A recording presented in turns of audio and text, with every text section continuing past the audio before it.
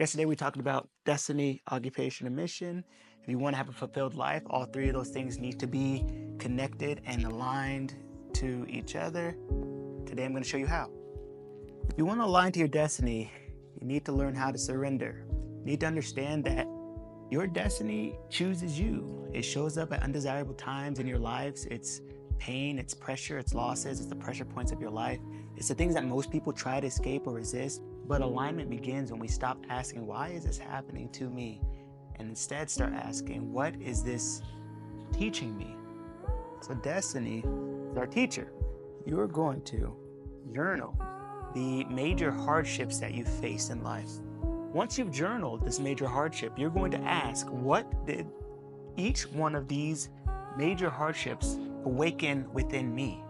You're also going to want to practice. The practice that you're going to be doing is the practice of acceptance, destiny, not fatalism. It's actually you being refined. So learning how to accept means accepting things the way that they are. Your mission is about contribution, what you can do for other people, not what you can do for yourself. And it usually lives underneath what you actually enjoy. So your passions, the things that you feel compelled to do, what comes naturally to you, and it often aligns with your greatest and most deep wound and your desire to actually help people to go through or to get through what you already went through. So aligning with your mission, you asking this question, what energizes me when it's hard?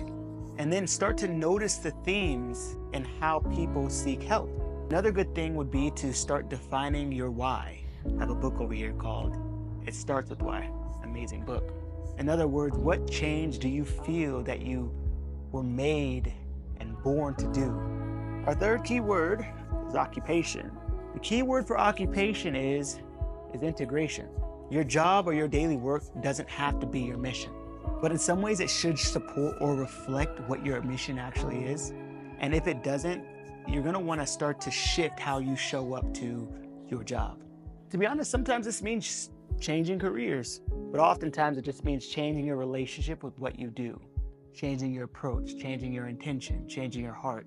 With occupation, you're going to want to ask yourself, how can I bring value into this role that I'm doing, even if you don't enjoy doing it? And then there you're going to find small acts of alignment. For example, how are you treating people? How are you structuring your time?